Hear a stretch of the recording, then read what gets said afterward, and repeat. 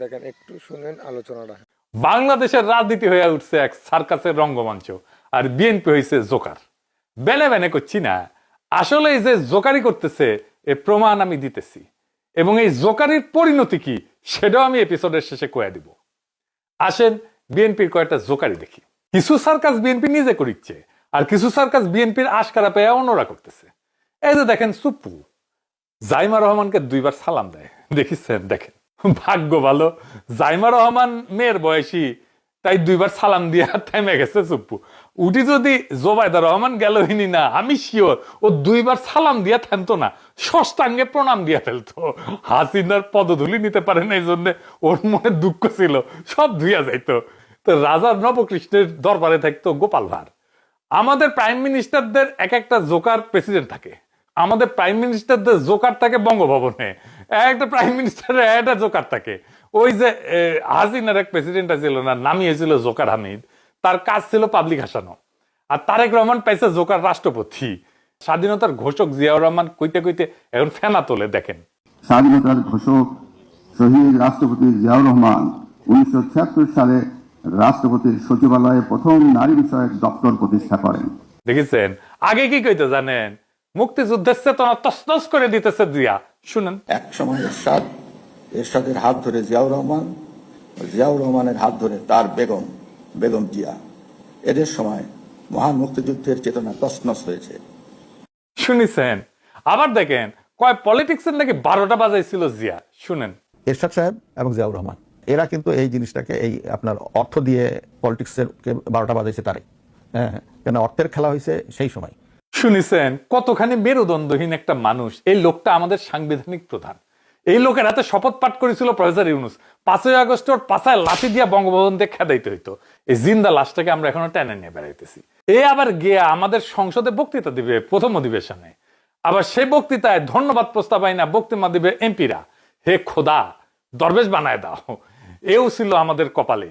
ওই দিন কি সার্কাস হয় সংসদে আমি জানি না, আমি শিওর হেভি হাউকাও বাঁধাইবে এনসিপির পোলারা। ওরা একাই তো 100। চুপ্পু কঠিন অপমানিত হইবে ওই দিন। আর তার সাথে যদি জামাতের এমপিরা যোগ দেয় তাইলে এটা মজাই হবে আর কি, মজাই মজা।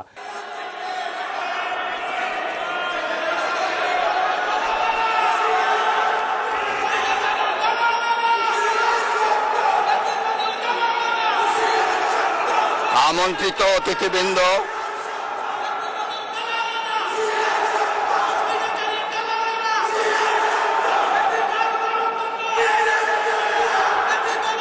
প্রিন্ট এবং ইলেকট্রনিক মিডিয়ার সম্মানিত সাংবাদিক বৃন্দ, আপনাদের সবাইকে জানাই আন্তরিক অভিনন্দন ও শুভেচ্ছা।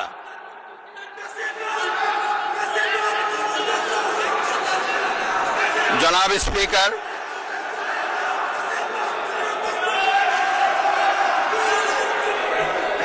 ত্রয়োদশ জাতীয় সংসদের এই উদ্বোধনী অধিবেশনে মাঠ প্রশাসন, আইন শৃঙ্খলা রক্ষাকারী বাহিনী সহ প্রজাতন্ত্রের কর্মচারীদের নিরলস পরিশ্রম। একটা জিনিস লক্ষ্য করেছেন? তরুণরা যেটি যাচ্ছে সেটি কলে প্রচুর তরুণেরা আসিচ্ছে। শাহজালালের দরগায় গেছে, দেখেন কি অবস্থা।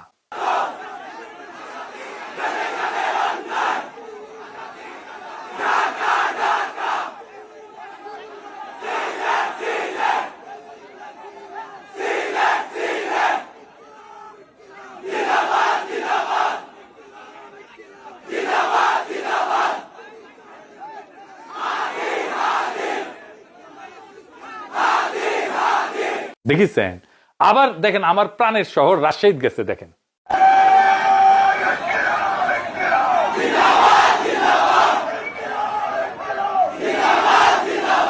দেখিছেন? এবার দেখেন কুমিল্লা টাউন হল মাঠে।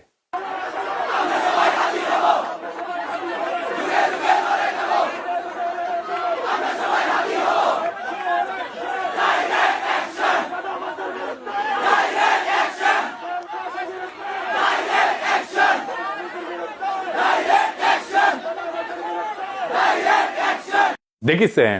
যেখানে তরুণরা যাবে, যে শহরে যাবে, আপনারা দলে দলে নেমে আসবেন, ওদের স্বাগত জানাবেন। ওরাই আমাদের ভবিষ্যৎ। ওদের শক্তি বাড়াইতে হবে আমাদের সবাই মিলে। ওদের রাজনৈতিক দল চালানোর অর্থ দেবেন, ওদের সভা সমাবেশে যাবেন, ওদের কথা শুনবেন, আর ওদেরকে চোখের মনির মতো রক্ষা করবেন। যাই হোক, সার্কাসে ফিরে আসি। এরপর কি সার্কাস ছিল? 21শে পদক ঘোষণা করা হইল, মোহন রায়নাকে 21শে পদক দেওয়া হইল। আপনারা সবাই দেখেছেন তাই না? মোহন রায়নাকে যারা চিনে না তাদের বলি, উনি এরশাদের আমলে বাংলাদেশের কবিদের সংগঠিত কইরা জাতীয় কবিতা পরিষদ গঠন করেছিলেন। কবিতা যে স্বৈরাচারের বিরুদ্ধে একটা লড়াইয়ের ফ্রন্ট হইতে পারে সেটা মোহন রায়হান করে দেখাইছিলেন। 71-এ জানোয়ারদের হত্যা করতে হবে, সে বিখ্যাত পোস্টার ছিল না, ওটা আগাইছিল পটুয়া কামরুল হাসান, মনে আছে না? ওই জাতীয় কবিতা পরিষদের স্টেজে বসে এই কামরুল হাসানই আবার আঁকে জীবনের শেষ ছবি দেশ আজ বিশ্ব বেহায়ার খপ্পরে। এই ছবি আঁকার পরে ওই স্টেজে ওনার হার্ট অ্যাটাক হয় এবং উনি মারা যান পরে। সেই মোহন রায়হানকে 21শে পদক দেওয়া হইল, ভালো কথা। উনি অনেকদিন হারায় গেছিলেন, কি ব্যান করে, কি যেন বেবি কি ব্যান করে, তেল ছাড়া রান্না টান্না এই সমস্ত করতো আর কি। যাই হোক, কিন্তু তার একটা অবদান ছিল, স্বৈরাচার বিরোধী লড়াইয়ে একটা সে গুরুত্বপূর্ণ মানুষ ছিলেন, সৈনিক ছিলেন, আমাদের পছন্দের মানুষ। ওনারা ডাইকে নিয়ে রিহার্সেল টিহার্সেল দেওয়া হইলো। তারপরে পুরস্কার দিন, তাদের কয়া হইলো আপনার পুরস্কার স্থগিত। কেন? মোহন রায়হান কর্নেল তাহিরকে নিয়ে একটা কবিতা লিখেছিল, এটা হইতেছে তার দোষ। কর্নেল তাহিরকে তো অন্যায়ভাবে ফাঁসি দিছিল জিয়াউর রহমান, এটা তো কোনো মিছা কথা না। কর্নেল তাহির তো আমাদের ইতিহাসের একটা ট্র্যাজিক হিরো, তারে নিয়ে কবিতাও লেখা যাবে না? এদিকে মগের মুল্লুক নাকি?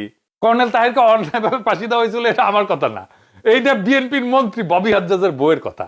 ববি হাজ্জাজের বউ ওই যে রাষ্ট্র ইসলাম, উইয়াতেছে ম্যানেজিং পার্টনার, ওর বাবার একটা ল ফার্ম আছে, আক্তার ইমাম অ্যান্ড অ্যাসোসিয়েশন। ওরা সগর্বে তাদের ওয়েবসাইটে ওই কোম্পানির অ্যাচিভমেন্ট হিসেবে কি লিখেছে, ট্যাগে রেখেছে, ট্যাগের উই ওদের টের পাইনি, এই জিনিস আমার চোখে পড়বি। যাই হোক, এটা ইংরেজিত কইছে, তো ইংরেজি যেহেতু কইছে তাহলে ঠিকই কইছে, তাই না? তো আমি বাংলা করে করছি আর কি, বাংলা করলে হয়। 1976 সালে জেনারেলের সামরিক আইন শাসনামলে গঠিত একটা সামরিক ট্রাইব্যুনালের মাধ্যমে আটক কর্নেল এবং তার সহযোগীদের রাষ্ট্রদ্রোহের অভিযোগে বিচারের জন্য যে ট্রাইব্যুনাল গঠন করা হয়েছিল, সেই ট্রাইব্যুনালকে অবৈধ ঘোষণা করে যে ঐতিহাসিক হাইকোর্ট মামলাটি হয়, সেখানে তিনি অ্যামিকাস কিউরি মানে আদালতের সহায়ক আইনজীবী আর কি হিসেবে অংশগ্রহণ করছিলেন। এই আদালত একই সঙ্গে 1976 সালে জুলাই মাসে তাহেরের বিরুদ্ধে পরিচালিত বিচার এবং তার মৃত্যুদণ্ড কার্যকরকে এক প্রহসন বলে অভিহিত করে। আদালত আরো উল্লেখ করে 1976 সালে যাদের এই মামলার বিচার করা হয়েছিল তাদের আর বিশ্বাসঘাতক নয়, বরং দেশপ্রেমিক হিসেবে গণ্য করা হবে। মানে কি দাঁড়ায়? জিয়াউর রহমান ছিল অবৈধ, সে খুনি, আবার কর্নেল তাহের ছিল দেশপ্রেমী, অর্থাৎ জিয়াউর রহমান ছিল দেশদ্রোহী, তাই তো হয়, তাই না? এটা লিখে রেখেছে ববি হাজ্জাজের বউ, লিখে রেখেছে, ওকে আবার মন্ত্রী বানাইছে, কিন্তু তাতে কোনো সমস্যা নাই। এটাই শেষ না, আরো আছে, আরো লিখেছে, ইংরেজিতে লিখেছে, ঠিকই লিখেছে, ইংরেজি যেহেতু লিখেছে, এটা বাংলা করে কইলে হয়। সংবিধানের ৫ম সংশোধনীকে অবৈধ ঘোষণা করা ঐতিহাসিক মামলার তিনি সিনিয়র কাউন্সিল হিসেবে দায়িত্ব পালন করছিলেন। মানে জিয়াউর রহমানের বাকশালে যে পেরেক মারিছিল, জয় বাংলা করে দিয়েছিল জিয়াউর রহমান, ৫ম সংশোধনে বাকশাল বাতিল হয়। আর এই যে তুমি কে আমি কে, বাঙালিতে পানি ঢালার ব্যবস্থা করছিল জিয়াউর রহমান, এটা জিয়ার নাকি অপরাধ, এটা লিখে রাখিছে ববি হাজ্জাজের বউ। এরপরেই কিন্তু জিয়াউর রহমানের বীরুত্তম এবং অন্যান্য খেতাব কেড়ে নেওয়ার চেষ্টা শুরু হয়। কি চমৎকার! ওরে যদি তারেক রহমান মন্ত্রী বানাইতে পারে, তাহলে মোহন রায়হানকে কেন এভাবে অপমান করা হবে? এটা কোনো কাজ হচ্ছে? একজন মানুষকে ডাইকা এরকম অপমান দিতেন না পুরস্কার? 21শে পদক কেউ। আর যারা পুরস্কার নিতে গেছেন ওইখানে হ্যাংলার মতো লাল ফেলতে, আপনারা কেন পুরস্কারের অনুষ্ঠান বর্জন করলেন না? কেন বললেন না আমাদের একজন কবিকে এইভাবে অপমান করা হয়েছে? এটা বলতে পারেন না? এতই লোভ।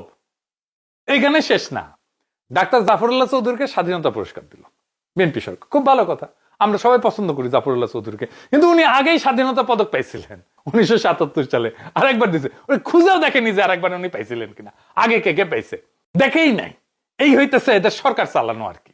তারপর যখন ধরা পড়িছে তখন নীতিমালা সংশোধন করেছে, না আর একবারও দেওয়া যাবে, পুরস্কার ঘোষণা পরে নীতিমালা সংশোধন করলে তো আগের সিদ্ধান্ত জায়েজ হয়ে যায় না, আগে সংশোধন করে তারপরে পুরস্কার ঘোষণা করতে হয়।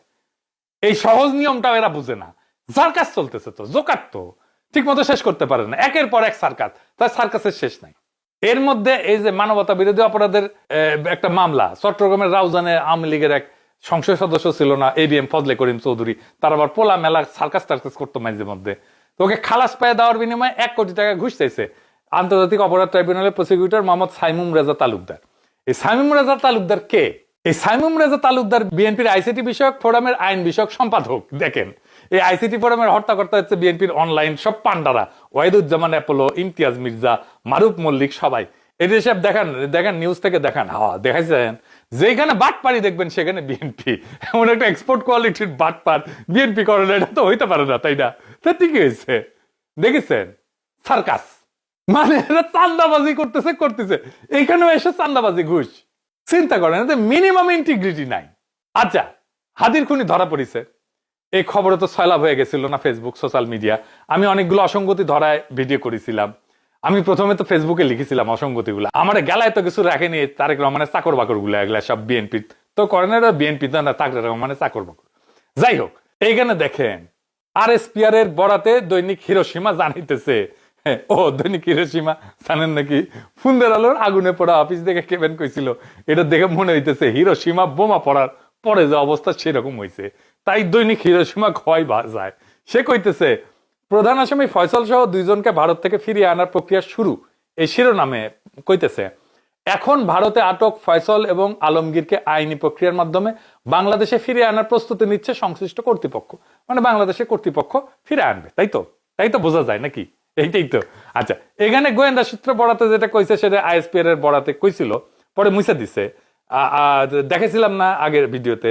এখন দেখেন নিচে কি লিখেছে ঘোষণা দিয়া, ঘোষণা এই সংবাদের কোনো তথ্য পরিবর্তন করা হয়নি, তবে ISPR এর অনুরোধের সূত্র হিসাবে তাদের নাম কেবল বাদ দেওয়া হয়েছে।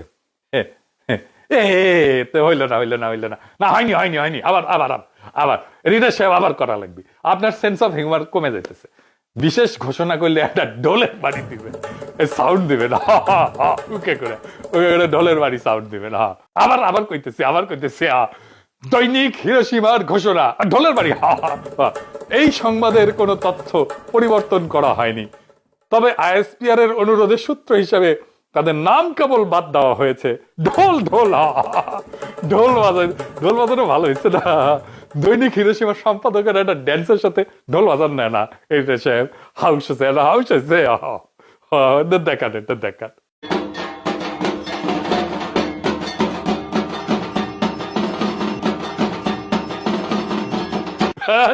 সুন্দর হয়েছে না? এরপরে একদিন মাহফুজানন্দ প্রভুপাদের ড্যান্স দেখাবো, সাকভুম গানের সাথে, এটা গানটা শুনে দেন এইটা সাহেব। আচ্ছা, দৈনিক হিরোশিমার নিউজ কয় তারিখের দেখেন এডিটর সাহেব, দেখেছেন 8 তারিখ, তাই না? 8ই মার্চ, তাই না? তাই তো 8 তারিখ। তো ওই নিউজে কইতেছে এখন ভারতে আটক ফয়সাল এবং আলমগীরকে আইনি প্রক্রিয়ার মাধ্যমে বাংলাদেশে ফিরে আনার প্রস্তুতি নিচ্ছে সংশ্লিষ্ট কর্তৃপক্ষ, তাই তো লেখা আছে, একেবারে কাগজে কলমে লেখা আর কি, তাই না? Black and white. এইবার 9 তারিখে পররাষ্ট্র আধামন্ত্রী শামা আবায়েদ কইতেছে হাদির খুনি ফয়সালকে আটকের বিষয়ে ঢাকাকে কিছু জানায়নি দিল্লি, কিছু জানায় না, এটা বলতেছে 9 তারিখে। 9 তারিখটা দেখেন, নাই যদি জানায় তাহলে হাউকাউ করলো কি নিয়া, বাংলাদেশে ফিরে আনার প্রস্তুতি নিল কেমনে? সার্কাস দেখেছেন? হ্যাঁ, আমি কইছিলাম না এত অসঙ্গতি, আরো 2-3টা অসঙ্গতি দেখাই দিলাম, দেখেছেন? আর একটা সার্কাস দেখি, আওয়ামী লীগের শেখ সেলিম কইছিল 2041 সাল পর্যন্ত আওয়ামী লীগ ক্ষমতা থাকবে, 2024 আস্তে আস্তে দম ফুরে গেছে, হেলিকপ্টার করে পলাইতে হয়েছে। এখন জয়নাল আবেদিন ফারুক কইতেছে তারেক রহমান 2042 সাল পর্যন্ত ক্ষমতা থাকবে, কেমনে? আর তরুণরা তো বিএনপি করেও না, ভোটও দেয় না, আপনি ক্ষমতা থাকবেন কেমনে? জুলাই সনদ অনুসারে পরপর 2 টার্মের বেশি কেউ PM থাকতে পারে না। 2042 সাল পর্যন্ত তারেক রহমানের PM থাকার কোনো সুযোগ নাই জুলাই সনদ অনুসারে, যদি জুলাই সনদ বাস্তবায়িত হয়। আর হায়াত মুহূর্ত আমাদের হাতে না, তাই না? যদি বলতো বিএনপি ক্ষমতায় থাকবে তাও মানা যায়, এটা একজন সিনিয়র নেতার কি বালা মানায়? সার্কাস তো, ওই এক সার্কাস। আওয়ামী লীগরে দেখাও এদের শিক্ষা হয় না, এগুলো সব জোকার আইনা বসাইছে তারেক রহমান। সবচেয়ে বড় কৌতুক তো শুরু হয়েছে 12 ফেব্রুয়ারিতে, ভোটের দিনে। আপনি ভোট দিচ্ছেন দাঁড়িপাল্লা আর শাপলা গলিতে, আর জিতছে ধানের শীষ। আপনি চুল খাইবেন কিন্তু আরাম পাইবেন না, আপনি ভোট পাইবেন কিন্তু জিতবেন না, আপনি লেখাপড়া করবেন পাশ করবেন না, পাশ করবেন চাকরি পাইবেন না। বাংলাদেশের দরিদ্র মানুষদের কোনোদিন বাংলাদেশের সিভিল মিলিটারি ব্যুরোক্রেসি ক্ষমতাবান হইতে দিবে না। ইলেকশনের আগে বাংলাদেশের সিভিল মিলিটারি ব্যুরোক্রেসি ভয় পেয়ে রেখেছে, এইবার জামাত এনসিপি ক্ষমতায় যাবে, আমাদের সাজানো বাগান, লুটপাটের বাগান ধ্বংস হয়ে যাবে। শুরু করলো ঘুটু। বাংলাদেশের মানুষকে জিগান যে কাউকে জিগান, সবাই বলবে ভোট দিছে দাঁড়িপাল্লার শাপলাগলিতে আর ধানের শীষ জিতছে। এটা কেমন কথা? মানুষ যখন দেখবে তার গণরায়, তার দেওয়া ভোট চুরি হয়ে যায়, তার নিজের নেতা সিলেক্ট করার এজেন্সি নাই, ক্ষমতা নাই, তার মতের কোনো মূল্য নাই, তার পথ একটাই খোলা থাকে, সেটা বিপ্লব। বাঙ্গু এলিটেরা আপনারা আরেকটা বিপ্লবের রাস্তা নিজেরাই তৈরি করে দিচ্ছেন। এইবার জনগণ আর আগের ভুল করবে না। বিএনপি নিজেই একটা জোকার। ওই যে কয় না, পারফরমেন্স শুরু করে শেষ করতে পারে না, এইরকম। আমি মিলে দিতেছি, দেন বিএনপি তার শাসনকাল কখনো পিসফুলি শেষ করতে পারেনি, ঠিকভাবে শেষ করতে পারেনি। শেষে যায় ভজকট বাগাতে পারে ফেলছে, ইতিহাসে নাই, একবারও না। জিয়ার শাসন শেষ হয়েছে জিয়ার হত্যাকাণ্ডের মধ্যে দিয়া, সাত্তারের শাসন মিলিটারি কু দিয়া, খালেদা জিয়ার 1991 এর শাসন শেষ হয়েছে একটা পাতানো নির্বাচন, তারপরে পদত্যাগের মধ্য দিয়া, ইলেকশনে কয়দিনের মধ্যে পদত্যাগ করতে হয়েছে। আর 2002 সালের শাসন শেষ হয়েছে 111 দিয়া, লগি বইটার তাণ্ডব দিয়া। আপনাদের রেকর্ড তো এই। আপনারা তো জোকার, শেষ করতে পারেন না, শুরু করেন কিন্তু পারফরমান না তো আপনারা জোকার। আপনাদের রেকর্ড তো এই। পাংখা গজাইছে এখন বিএনপি, আজ বুঝবা না বুঝবা কায়েল, পাছা থাপড়াইবা আর পারবে কায়েল। এই ইলেকশন ইঞ্জিনিয়ারিং একটা ঐতিহাসিক কলঙ্ক হইয়া থাকবে বিএনপির কপালে। বাংলাদেশের মানুষ তার অধিকার আদায় করে নিবে। লুটপাট তন্ত্রকে, চুরি বাটপাড়ি আর চান্দাবাজিকে রাষ্ট্রীয় এবং সামাজিক কর্তৃত্ব থেকে উৎখাত করবে। আমাদের অবস্থা হয়েছে ওই বাচ্চাটার মতো। আপনারা দেখছেন কিনা জানি না, না দেখে থাকলে আজকে ভিডিওটা দেখাবো। যার স্বপ্ন ছিল একজন আলেম হবে, তার পিছনে হাজার হাজার মানুষ নামাজ পড়বে। শোনেন। শখ ছিল তো একটা হুজুর ছিলাম, বড় হয়ে আলেম হবো, আমার পিছনে হাজার হাজার মানুষ নামাজ পড়বে, এটাই চাইছিলাম। এখন কি করবো, আমার তো নাই, থাকলে তো আলেম হয়তো। বললাম তো এখন যাব নানু বাড়ি, নানু বাড়িতে যদি পাঠায় দেয় তাহলে ঈদ করা হবে না, যদি নানু বাড়িতে যদি না পাঠায় সে জায়গায় রাখে তাহলে এই জায়গায় ঈদ করবো। একবার গেছিলাম, তারা কয়েকদিন পরে পাঠিয়ে দিয়েছে, বলছে কি যে আমাদের এই জায়গা থাকার জায়গা নাই, তুই যে যা পারিস সে জায়গাতে থাকি এবার আগে। আমি কি করবো, মন খারাপ করে সে আবার যাইছি। দেখেছেন, আমরাও কিন্তু চাইছিলাম এই বাচ্চাটার মতোই এই রাষ্ট্রটারে ঠিক ওই দরিদ্র মানুষদের হাতে আবার তুলে দিই, সবহারা মানুষদের হাতে তুলে দিই, যাদের কিছু নাই, যারা কোনোদিন যেতে নাই তাদের হাতে তুলে দিই। আমাদের দেওয়া হইল না, সুযোগই দেওয়া হইল না। আমরা তো কারো সম্পদ কেড়ে নিতে চাই নাই, খালি লুটপাট বন্ধ করতে চাইছিলাম, একটা ইনসাফের সাম্যের সমাজ চাইছিলাম। বাঙ্গু সুশীলারা জনগণের সাথে, বাংলাদেশের জনগণের সাথে, বাংলাদেশের দরিদ্র মানুষের সাথে যে বেইমানি করছে, এই বেইমানি আমরা মনে রাখবো, আমরা এর বদলা নেব। আমরা জানি কারা কারা এই বেইমানি করছে। আপাতত এই বাচ্চাটাকে খুঁজে বের করেন মেহেরবানি কইরা। ওর আলেম হওয়ার স্বপ্ন আমরা দেশবাসী পূরণ করব। ওর দোয়া যেন আমাদের উপরে বরকত হইয়া ঝরে পড়ে। যেই রাষ্ট্র ওর স্বপ্ন পূরণ করতে পারে না, ওই রাষ্ট্রকে, ওই সংবিধানকে লাথি মেরে চুরমার করিয়া নতুন রাষ্ট্র গড়াই আমাদের লক্ষ্য হবে। ওটাই হবে আমাদের আজাদি। ইনকিলাব জিন্দাবাদ, আজাদি জিন্দাবাদ।